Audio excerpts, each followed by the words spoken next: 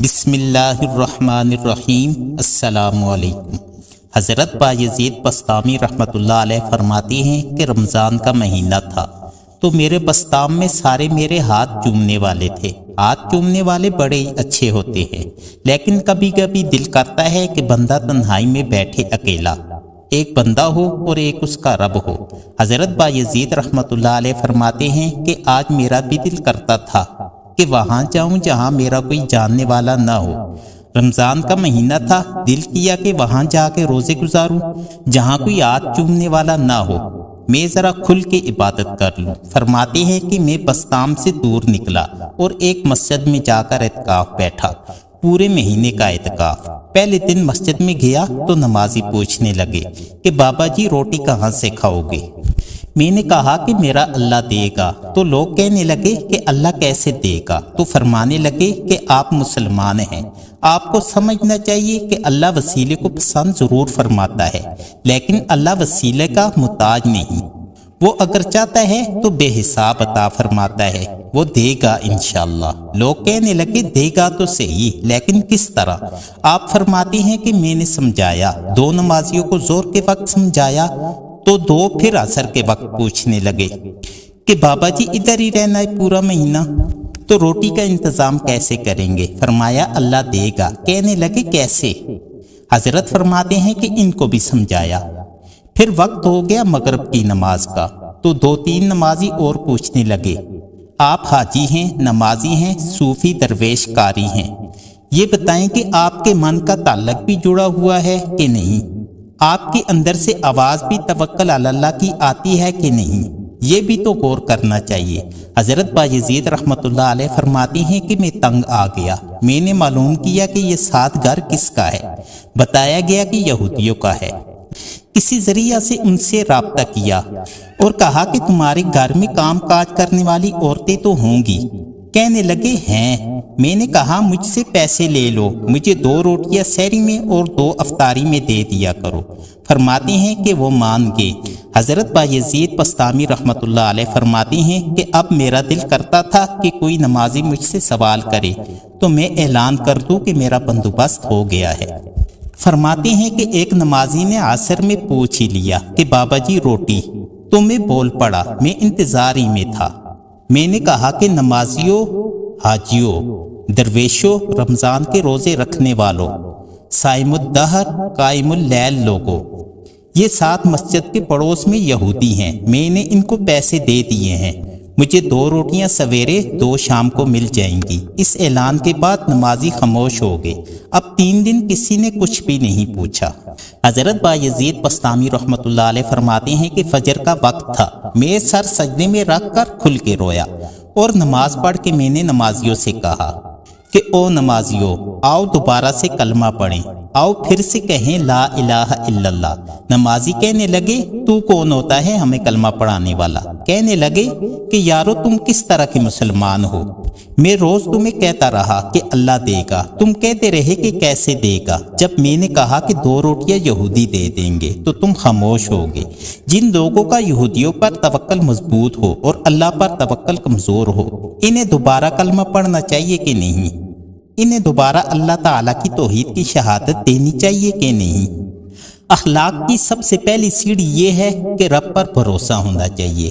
آج کل انویسٹر پر تو بھروسہ زیادہ ہے، اسٹیٹ پر تو بھروسہ زیادہ ہے، انڈسٹری کے مال پر تو بھروسہ زیادہ ہے، لیکن اللہ تعالیٰ پر بھروسہ کم ہو گیا ہے۔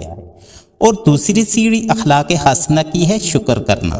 ہمارے ہاں تو دکھوں پر زیادہ فوکس کیا جاتا ہے۔ کسی سے پوچھ لیا جائے کہ کیا حال ہے، کہے گا کہ جسم کے فلاں حصہ میں درد ہے، جسم کے 359 حصے ٹھیک ہیں، ان کا نام نہیں لے رہا، اور ایک ٹھیک نہیں تو اس کا نام لے رہا ہے۔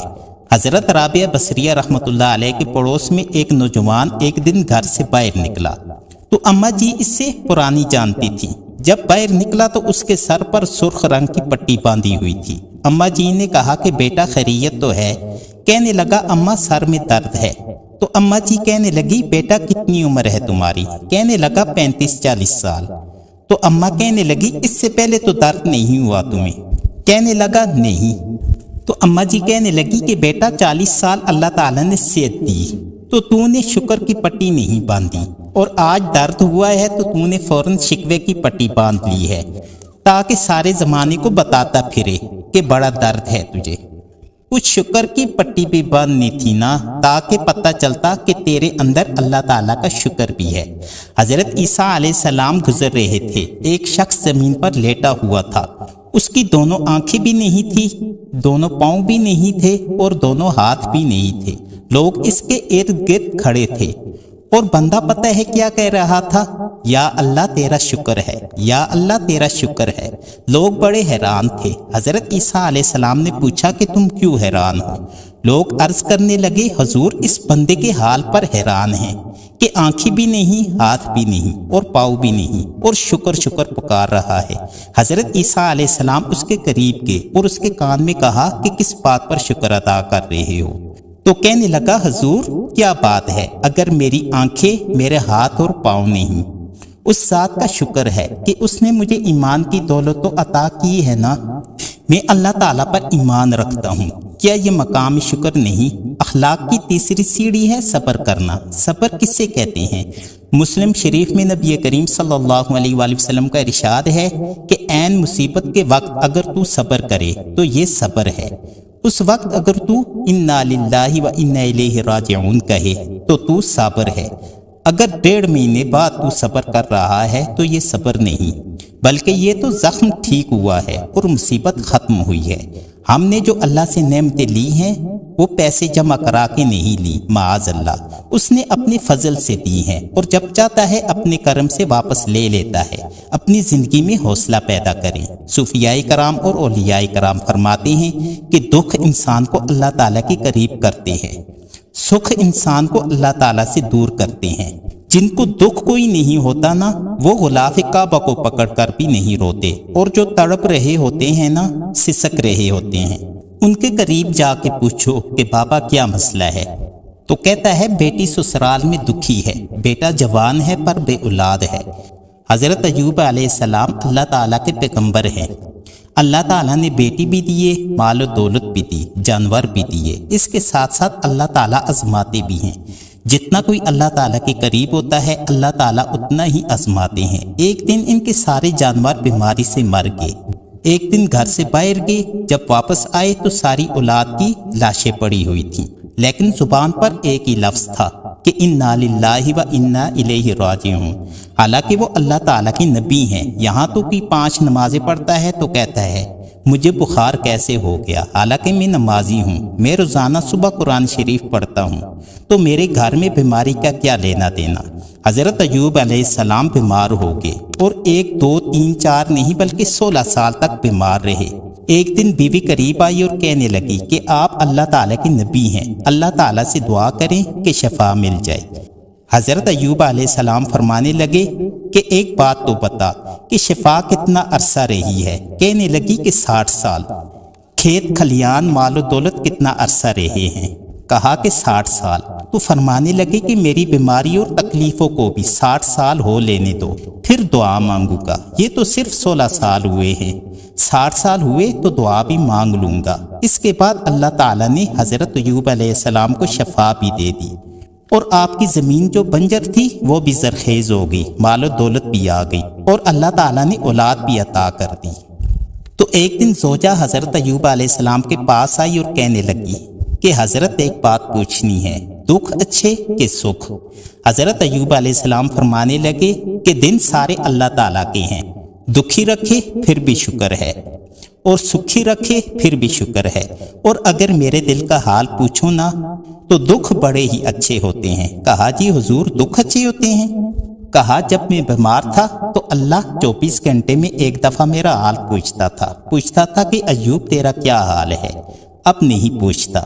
12 گھنٹے اس کیف میں بیت جاتے کہ اللہ تعالیٰ نے حال پوچھا ہے، اگلے 12 گھنٹے میں انتظار کرتا رہتا تھا کہ رب دوبارہ کب حال پوچھے گا۔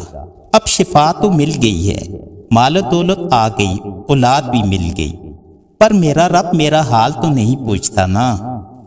بیماری میں تو پوچھتا تھا، لیکن خوشحالی کے دنوں میں اللہ تعالیٰ حال نہیں پوچھتا، اس لیے میرے لیے دکھ اچھے ہیں۔ सब्र करना सीखें, हौसला पैदा करें। छोटी छोटी बातों पर शिकवे करते रहना और छोटी छोटी चीजों को आड़ बनाकर नाशुक्री करना ये अच्छी बात नहीं है। सब्र करना सीखें। मेरे भाइयों और दोस्तों, मुझे उम्मीद है कि आपको ये वीडियो पसंद आई होगी। अगर आपको ये वीडियो पसंद आई हो तो लाइक और शेयर करना मत भूलें और इस तरह की मजीद वीडियोस के लिए चैनल को सब्सक्राइब कर दें। शुक्रिया। अब अगली वीडियो के साथ आप हज़रात की खिदमत में फिर हाजिर होऊंगा। तब तक के लिए अल्लाह हाफिज़।